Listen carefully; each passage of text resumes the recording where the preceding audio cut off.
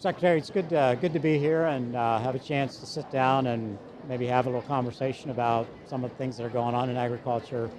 You and I's relationship go way back to a day when you were actually milking cows and I stepped on your farm, and I think we met at the milk house door maybe, and so some good memories, and over the years there's so many things that you've done on behalf of agriculture, and me being involved in agriculture has been great, and I have real fond memories of some of that. So it's good to be here. Appreciate your friendship and certainly your leadership now in the House, and it's great to have folks who have deep roots in agriculture representing us. So thanks for doing it, and welcome back to the Farm Show. You've been here a couple times this week, so I know I've seen you in the food court at least twice. So I've been over there a few times. That's right, and it's always good food. So what can I say? Yeah.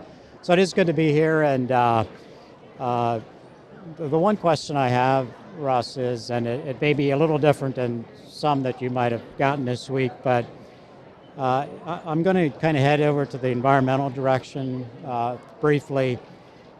And while we all, believe in being good stewards on our farms and in the ag community on the environmental issues, the question keeps coming up is, why does it take so long to get permits for, building projects, whether it's addition to a dairy barn or a manure pit or a poultry house?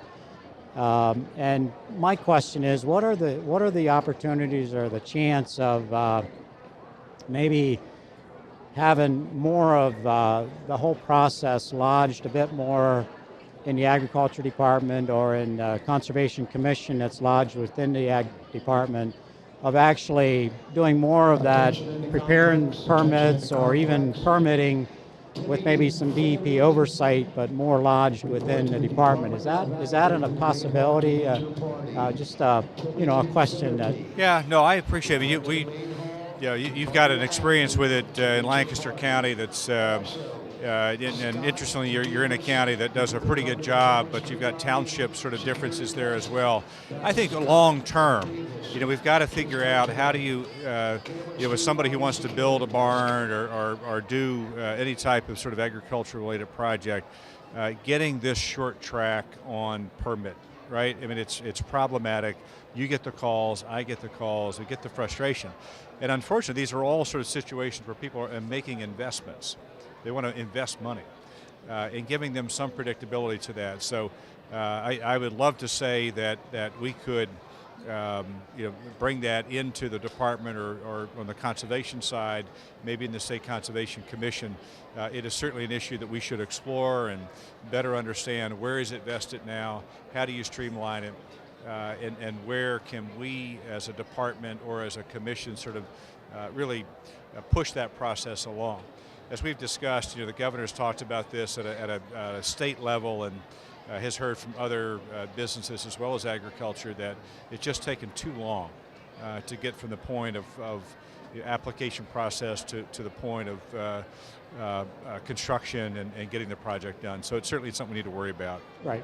Yeah, and we do hear from constituents quite a bit, and when we have a farm family where dad and son lose their lives in a manure pit accident, unfortunately, and the family's trying to keep the farmstead going, and they're waiting, a year and a half on a permit. I think we need to do better than that. And so, my heart goes out to them, and we do, agriculture is such a huge industry and so important to the state of Pennsylvania that somehow we just need to do better with that process. Yeah, I mean, you hate to see those things because well that there's been an interruption in the income stream, right? This is about how do you keep people there. They've had a tragic turn in their life, and at the end of the day, they're still committed to agriculture, and here we are trying to figure out how to get from point A to B to get them back in business. And there ought to be, generally sort of an expedited process, but particularly when you've got a tragic situation, a disaster, make something good come out of that, right? Well, so just to change gears a little bit, this whole agriculture workforce and the need that we're going to have going forward, and And in our state, we have, and in the county that you actually reside, we have the apple industry, we have a pretty large grape industry, where they rely on migrant workers, and somehow we're not finding help outside of that. So that becomes an issue. Along with that same question is, how do we make sure that we have a trained workforce, kind of going forward, when so many of our school administrations are still promoting 4-year schools versus 2-year schools, or more specific training in the agriculture field. And I commend Scott Shealy with the department for all his work and effort, but what can you say about where we're at and where you see that heading? Are we going to be able to meet the need as we go forward with an agricultural workforce? Yeah, it's a great question. I think is one of the most important questions in agriculture is the human capital. Where is it? Where does it come from? And do we really understand fully what it is that we actually need, right? So that's been part of our focus as a department, to delve into that in a really substantive way. To your first point about the immigrant labor, I live in Adams County, and here every time I go to the local convenience store, some concern about I need the access to labor. What they're really telling you is, how do I get the seasonal labor I need? And we had an experience the last couple of years, and particularly last year, with our federal government and the immigration service, and a complete slowdown in the processing of applications. They're being submitted as we speak here in January, with the expectation that they're going to know by the time spring comes, which isn't that far away. You've got 9 or 10 weeks here, and we're back into a new growing season. So they need to know if their applications received for seasonal labor, will they have the workers? We had a problem last year. What we tried to do, just short here, is really work with the industry this year. There were some concerns in the way the papers were processed last year, the quality of those papers. So Scott Shealy again and the Department of Agriculture went down with Department of Labor, did a workshop for the growers. So there's a near-term need there to address the processing, which we're going to work on. As we know, the president-elect has really put this immigration issue sort of front and center. It is a major concern for ag, both in terms of access to and process to get it. And we're going to keep engaged in that. Your final point there was around the workforce generally. I'm amazed at the number of times workforce comes up in conversation with farms and ag businesses and you name the segment of agriculture. It tells me that we really have to do a better job of finding the labor, equipping them with the right skills to make sure that the human capital shortages don't become economic problems for us. Yeah, good. Thanks for that, Russ. Appreciate that. So really, going forward and thinking about where agriculture is at the moment and what the needs are. Agriculture really is very unique, and it's there's so many different segments and sectors, and so having the workforce we need is extremely important. And I think all of us appreciate a meal or two a day, Right. And so that does become extremely important. So just kind of a bit off the cuff here, but what are some of the most important initiatives within the Department of Agriculture as we speak, and starting a new legislative session and thinking and having served on the Ag Committee in the House of Representatives in this past session, and hopefully in the upcoming session as well, what are the things that the Ag Department is going to be focusing on? Is there anything that within the legislature that we could do to help enhance, improve, and kind of work together to all with the idea of helping agriculture and to help agriculture do even better? Yeah, I think there's a couple of things. First, and I don't know how it ends up sort of being realized, but I think we've got some major issues around economics right now in agriculture, and you get the calls as I do, particularly in our dairy industry, and what's happening, both happen, but also what's playing out just because of prices and what's going on. So a shared point of interest and concern is sort of the general economics of agriculture. So whatever we can do to support, opening of markets, local or regional, national, is certainly something we want to stay focused on. Secondly, we have the conservation issues, particularly the Chesapeake Bay, and it looms large. I mean, we've talked about this before, and I appreciate your leadership on it, interest in it. We have this sort of dichotomy where you have Pennsylvania's sort of interest with the Pennsylvania Clean Streams Law, and you have a federal interest with the Pennsylvania Clean Water, or the U.S. Clean Water Act, right? Our job is to make sure that we have good stewardship of that land.